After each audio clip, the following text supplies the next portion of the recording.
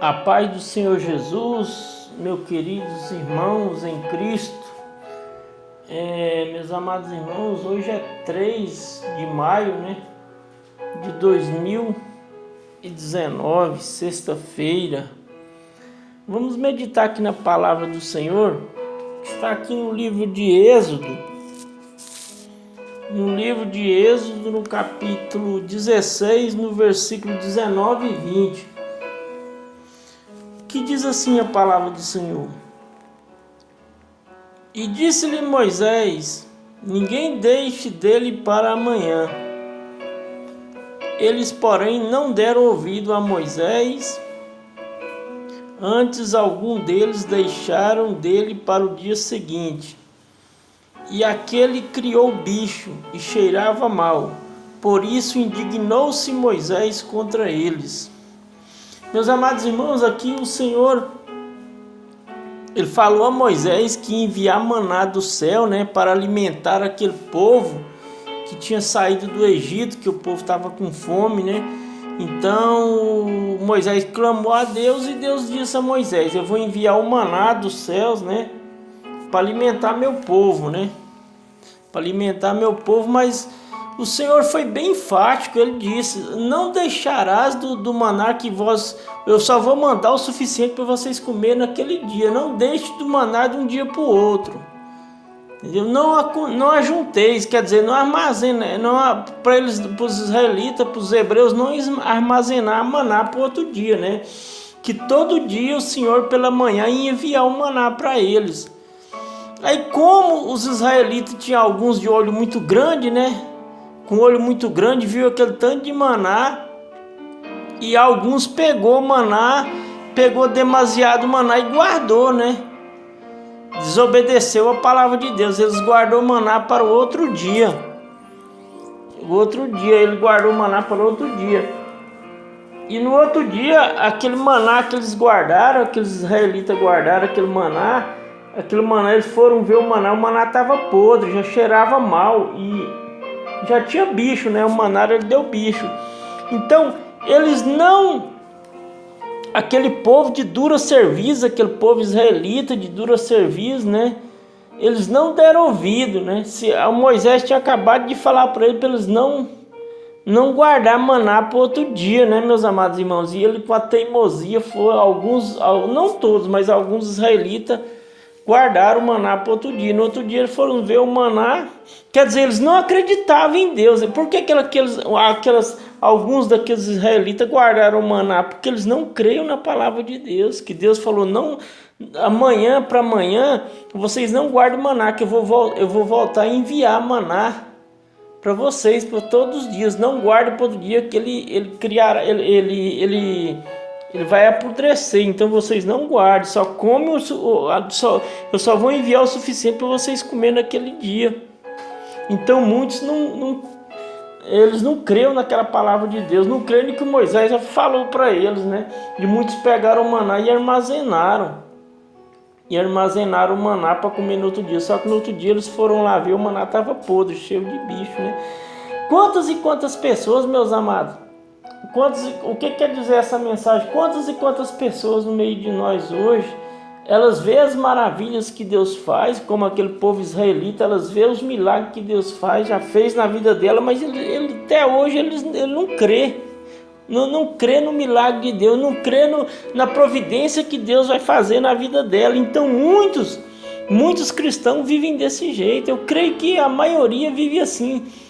Entendeu? Que eles não creem. Já viu o que Deus fez na vida dela, mas eles não creem. Você entendeu? Eu vi uma profecia ontem, num vídeo, uma profecia de uma missionária, ela falando que Deus deu uma visão para ela estocar alimento, que ia vir um período de muita tribulação no Brasil.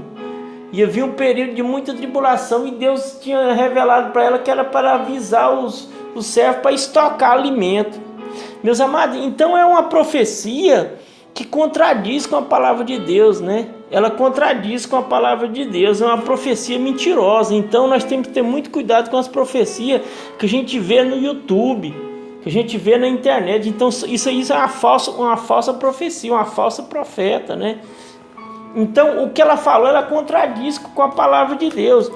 Como nós podemos ver aqui em Mateus, meus amados irmãos, Mateus 6:24, perdão, 6:25 em diante, que o Senhor diz assim: por isso vos digo, não andeis ansioso,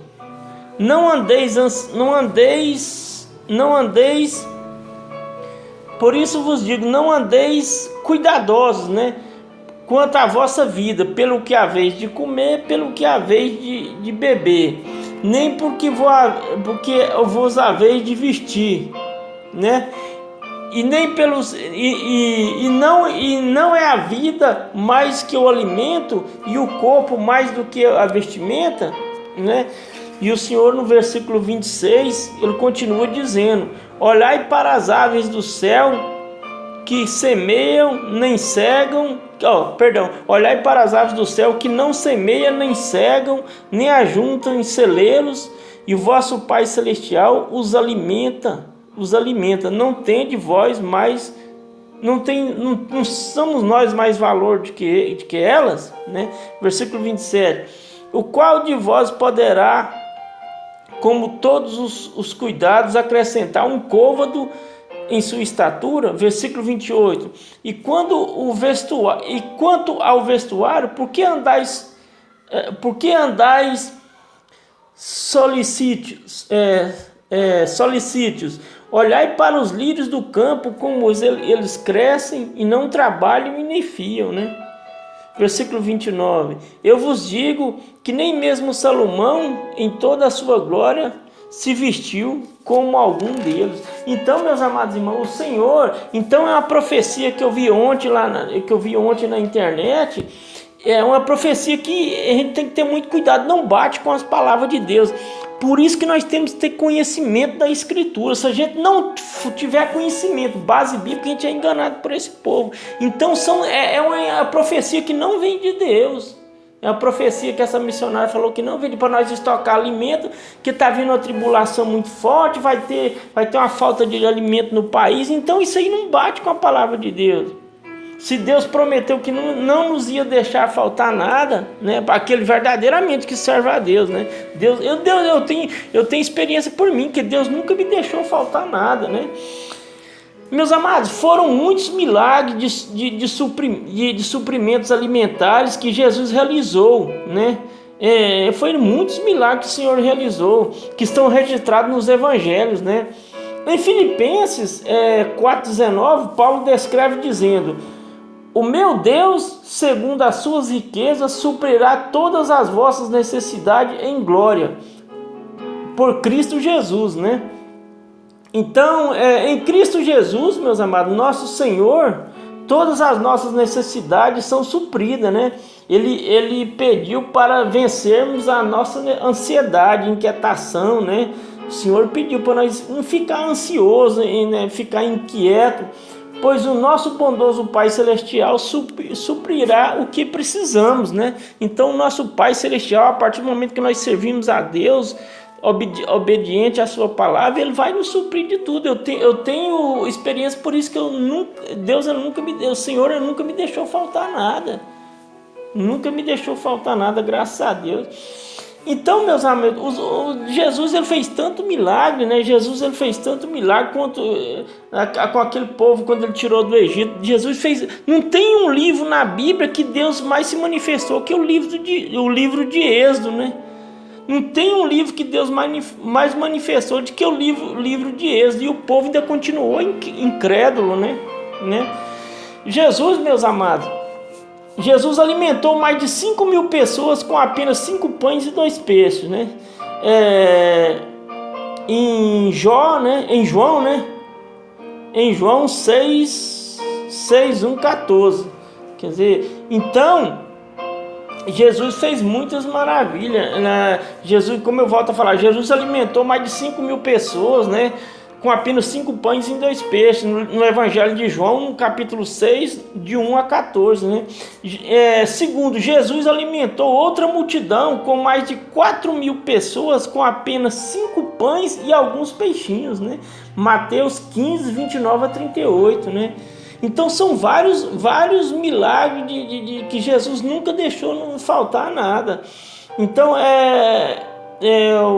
Jesus encaminhou Pedro, né? Jesus encaminhou Pedro, Tiago e João até um enorme cardume de peixe, né? Como tá lá, como ele falou para Pedro jogar a rede do outro lado, e Pedro jogou, que está lá em Lucas 5, capítulo 5, do 1 a 11, né? Em outra ocasião, Jesus encaminhou Pedro, Tiago e João até um cardume de peixe, de 153 peixes que eles pegaram. Peixes grandes, né? Que eles pegaram naquela rede que ele jogou. Que está lá também em João, no Evangelho de João, no capítulo 21, do 1 ao 13, né? E quantos aos outros discípulos regressaram da pescaria, encontraram peixe assado e pão providos por Jesus, né? Que está lá em João 21, 9, né? Então veja bem, após os 40 dias, meus amados, em jejum, o próprio Jesus foi suprido pelo Pai por um banquete, né? Que os anjos lhe serviam no deserto, Mateus 4:11. Então Jesus, ele nunca nos deixou faltar nada. Então o que falta é a incredulidade do povo, né? Incredulidade do povo, né? Essa inquietação, essa ansiedade, né, meus amados? Então Jesus, meus amados, ele supriu de forma miraculosa o vinho que já tinha acabado em um casamento realizado em Canaã da Galileia, em Canaã da Galileia, né? Em João 2, do 1 ao 11, né? O apóstolo Paulo, meus amados irmãos, o apóstolo Paulo escreveu dizendo: não estejais inquietos por coisa alguma, antes a vossa petições sejam em tudo conhecidas diante de Deus, né? Pela oração e súplicas com ação de graças, né? Filipenses 4:6. O apóstolo Pedro também, meus amados, escreveu dizendo: lançando sobre ele toda a vossa ansiedade, porque ele tem cuidado de vós. 1 Pedro, né? 1 Pedro 5:7. Então o Senhor ele tem nos suprido. Aquela pessoa que tem fé, eu tiro por mim. Eu volto a falar, o Senhor ele nunca me deixou faltar nada. Então, meus amados, nós temos que ter cuidado com essas profecias que tem na internet, essas revelações. A maioria, 90% dessas revelações que você vê no YouTube, na internet, isso é tudo mentira. Isso não vem de Deus. A revelação, ela tem que ter base bíblica. Ela tem que ter base bíblica. Se não tiver base bíblica, ela não vem de Deus, entendeu, meus amados irmãos? Os milagres de Jesus atendiam todas as necessidades humanas, né? Ele curava tanto o corpo como a alma. Ele supria as necessidades mais básicas do homem. Então Jesus, meus amados, ele nunca deixou faltar nada, mas para aqueles que crê, né?